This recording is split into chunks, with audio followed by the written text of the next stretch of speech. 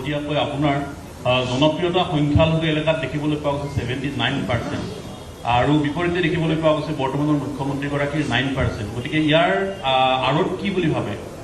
সংখ্যালঘু এলেকাত আপোনাৰ যিটো জনপ্ৰিয়তা 79% আপোনাৰ দেখিব পোৱা গৈছে। চাওক, এনেকুৱা বহুত ছাৰ্ভে থাকে।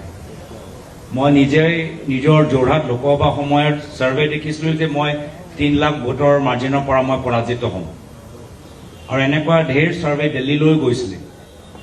তো সেইকাৰণে মই এটাই ছাৰ্ভেৰ ওপৰত বিশ্বাস কৰোঁ, জনসাধাৰণৰ ছাৰ্ভে।